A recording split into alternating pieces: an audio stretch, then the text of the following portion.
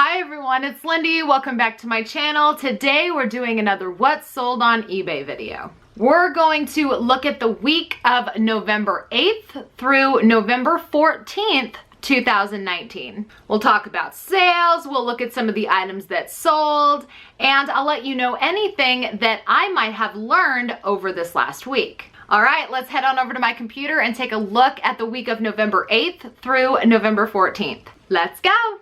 Okie dokie, so here we are in the performance tab of my eBay Seller Hub looking at November 8th through November 14th. My sales topped out at $1,870.01.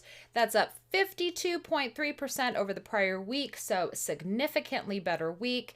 I always like to try to shoot for $1,000 a week, but I have an ultimate goal of $2,000 to $2,500 a week. So these are the numbers that I'm hoping to start seeing more frequently. Part of the reason why I ended up hiring someone to help me list more efficiently is so that I could get more listings up so that I could increase my goals. So, I don't want to continuously maintain, a goal of at least $1,000 a week if I have help, because I do need to, pay for someone to help me do those listings. So if I'm having someone help me, obviously I need to increase my number of sales, but I do also realize that that takes some time. So ultimately, I want to reach the point where I'm between $2,000 and $2,500 a week with hired help. Not quite there yet. That is, a work in progress. I've only had help for a couple of months now. But these numbers for this week, this $1,870 is a lot closer to where I want to be with hired help. So let's see here. My ASP for the week was $16.54. So right in the range that I'm always looking for. And Veterans Day was right in the middle of this sales week. I'm not exactly sure if Veterans Day contributed to an increase in sales or not. Veterans Weekend was actually a really, really good weekend. I did about $1,200 in that 3-day weekend. So I'm not exactly sure if Veterans Day is a big shopping weekend. I never thought that it was a big shopping weekend, but it very well could be. But $1,870 in sales was a very, very good week, right smack dab in the middle of fourth quarter. Okay, so I have a few items to show you guys that sold, as well as an update from the VeRO complaint that I had on the Chi brand. So let's get into it. All right, so the first item I want to show you is this lot of Tina men's leakage protection shields. So it was a lot of 3 boxes, so a total of 42 liners sold for $28.39. What was even more awesome is I was able to save some money on shipping. So originally I thought that these 3 boxes were going to have to go in a much larger box, which means I was going to have to ship it for over £1. But that wonderful Scotch Flex and Seal shipping roll that I love to use made it so that I did not have to put these items in a box. I was able to just wrap these in the Flex and Seal, and I was able to keep it first class, which means I only had to pay $5.12 to ship it. So that increased my profits, not having to use a box. And so again, I know lately you guys have been hearing me talk about the Scotch Flex and Seal shipping roll a lot. I just showcased it in my most recent Ship With Me video. It's one of those products, I don't use it to ship every single thing, but it comes in so handy to have it. Just like with this, it saved me probably $4 or $5 in shipping because I was able to keep this first class instead of putting it in a box and adding to the weight. It was like right at 15.7 ounces, so it was able to go first class. So that was awesome. After shipping, fees, and cost of goods, total profit on this sale was $15.75. Okay, this next item is a Neutrogena Rapid Wrinkle Repair Cream. It is the fragrance-free regenerating cream. And so what I wanted to talk about was this cream in particular is actually much higher valued than what I sold it at. I sold it for $14.14, but I wanted to make sure to point this out because this cream is a $20 to $25 cream, but I charged significantly less for it, and that's why I wanted to talk about it. So the box of this item was very, very damaged, and when a higher end item is in a damaged package, I feel like I should not be charging as much as people that have it in nice, pristine boxes. You know what I mean? Like, I don't want to charge $1 less or the same as someone who has a perfectly, sealed, pristine box that you would just buy off the shelf at Walmart or something. My box was visibly damaged. I mean, you could see here, it was pretty banged up. And because of that, because it looks like the product, went through the ringer, I significantly discounted the price. Also because I knew it would sell very, very quickly that way. With liquidation, and I know we just talked about this on last week's Motivation Monday live stream with liquidation. You want to turn it and burn it. I don't want to hang on to things. I want to sell things quickly because I always have new merchandise coming in. So I want it in and out because I need the space for new items that are always coming in, because I don't buy liquidation in small quantities. I buy it in large quantities. So it's in and out, in and out. I got to move it. So because the box was so damaged, and because I wanted to sell it quickly, I priced it really low, and it sold within a few hours of having listed it, which was awesome.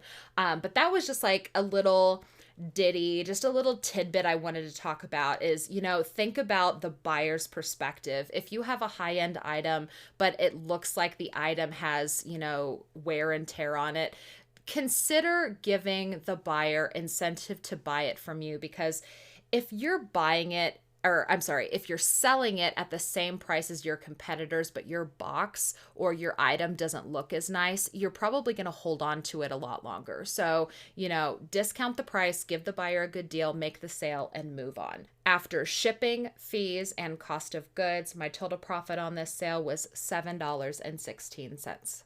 This is a finishing touch flawless body hair remover. It's one of those rechargeable razors for all of the female delicate shaving areas like underarms, bikini, and legs. So this sold for $21.74. Again, I did ask a little less for it because it was open box. Also, I was able to send it first class instead of priority because, again, I used that Scotch Flex and Seal. I didn't have to put it in a box, and it kept it under 16 ounces, so I was able to save on shipping. And so after shipping, fees, and cost of goods, total profit on this sale was $12.60. This is a Best BCAA amino acids BPI Sports, I guess. It's a muscle recovery supplement in flavor watermelon ice, sold for $23.64. It did weigh under 16 ounces, so it was able to ship first class, which means I was able to widen my profit margin a little bit more. And after shipping, fees, and cost of goods, total profit on this sale was $14.27. So now I have a couple different examples of a hair regrowth supplement. I have both a name brand and a generic brand. So the first one I wanted to show you is this Rogaine's women's, it's a 3-month supply, unscented. It sold for $29.34. You can see here I did have 4 and 1 has sold. And then I also have a Up and Up brand men's regrowth treatment. It is basically the Target generic brand for men's Rogaine. This one sold for $24.59. So I just wanted to point out that it doesn't have to be name brand Rogaine. All kinds of hair regrowth treatments will sell as long as you get them listed. It doesn't have to be Rogaine, off-brands, or generics sell just as well. So for this women's Rogaine, after shipping, fees, and cost of goods, total profit on that sale was $20.49.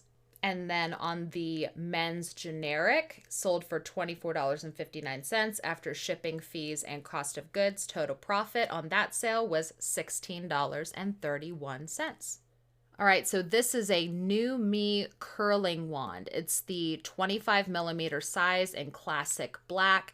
So this was a brand that I had never heard of. I honestly thought that it was just kind of like any other hair curling wand. I thought maybe it sold for $20, $25 at Target, but it didn't. It actually goes for between $50 and $80 depending. This was opened box, so I didn't ask as much for mine, but it ended up selling for $42.64. It also sold a lot faster than I expected it to, so that was a very nice surprise.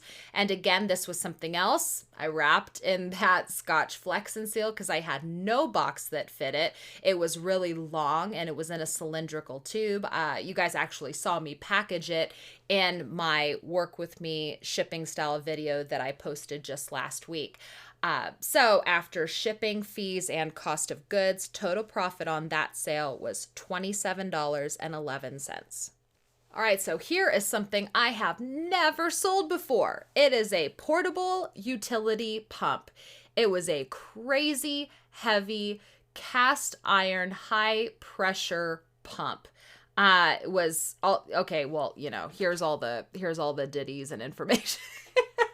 I'm not even sure what it's for, honestly. I think it's a pool pump. I think so, maybe. I just made sure to take lots of pictures of it. Luckily enough for me, right here on the front, it had all of the necessary information that I needed. So I was able to look up comps and I was able to build a listing based on all of the comps. It did take a lot of time for it to sell. I thought that, you know, maybe it would sell when the weather was still warmer if it was for a pool, but it didn't sell. It ended up going the global shipping program. And it went to Canada, which I had gone in and edited a whole bunch of my listings to ship directly to Canada. I even did a video for you guys talking about, you know, broadening your buyer base and shipping directly to Canada. But for some reason, this item was not edited. I don't know why, but the buyer was in Canada, but they ended up buying through the global shipping program. So I just needed to ship it to Kentucky. I did do free shipping and I took a best offer. I took a best offer of $100. And I was really surprised that it sold to Canada in, you know, one of the colder parts of the year. So, but I mean, you know, I was happy to finally sell it and I took an offer of $100 for it. So after shipping, fees, and cost of goods, total profit on this high pressure cast iron water pump was $70.15. All right, so this is something that actually came out of the box that my husband purchased. It was the Fujifilm instant camera film, the Instax Mini. So now there was originally 5 boxes, but I only ended up being able to sell 4 because that 5th box was opened and the film was actually opened and exposed, so I couldn't sell it. But I sold all 4 boxes in a lot for $46.44. And after shipping, fees, and cost of goods, total profit on that sale was $29.92. And the last item that I have to show you is also an update on the VeRO complaint that I had filed against me. I mentioned in a sold video a couple of weeks ago. So this is a Chi Tech 1875 series limited edition ruby red hair dryer. So this I ended up taking an offer on because when my other Chi listing had gotten removed due to a VeRO complaint, I was worried about my other Chi listings getting removed as well. So I got an offer for $35, which I very quickly accepted because I'm like, you know what? It's the last one I've got, because you could see here I had 2 and both have sold. I was like, let's just take that offer and get it moved because I didn't know if I was going to end up losing the listing due to a VeRO complaint. So I took the offer for $35, and after shipping, fees, and cost of goods, total profit on that sale was $19.98.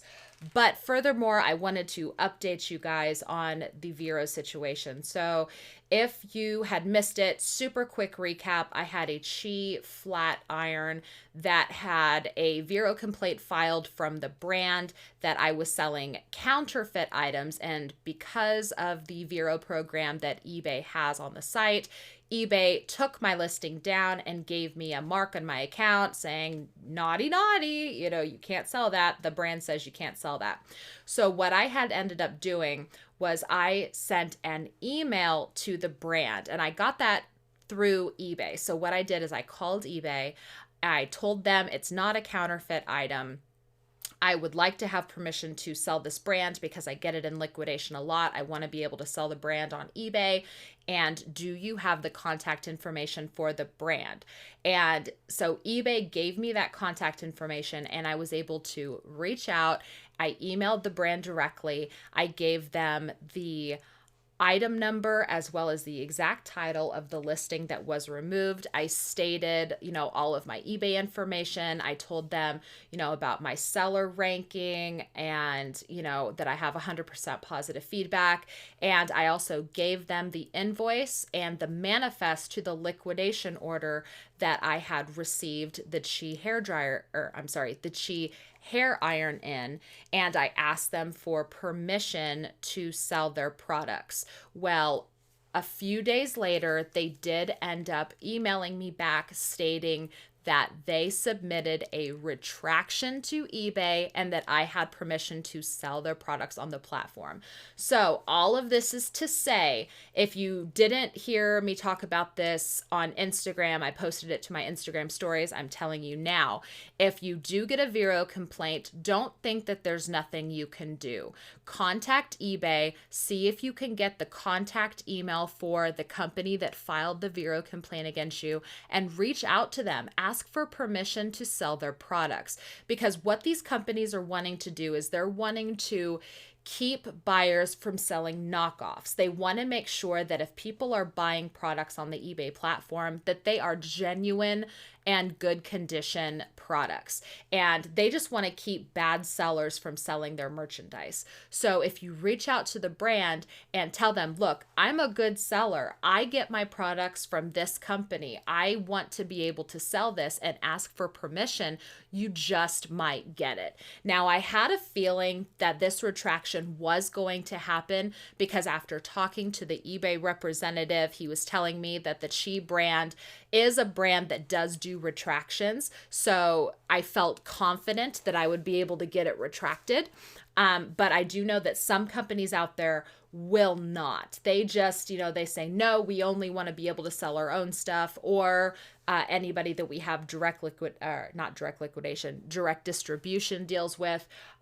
So a lot of the brands are just too busy. They won't respond to you, but it doesn't hurt to try, especially if it's a brand or an item that you get frequently enough that you're going to lose money if you can't sell it on the platform. Like every single time there's one company that I get merchandise from, every single time I get an order from them, there's always Qi products in it. So I knew that if I didn't have the ability to sell Qi products on eBay and I was going to have to find an alternative way to sell it, that was going to be a real pain in the butt because it's a product that I get all the time. It's just easier for me to be able to sell it on eBay.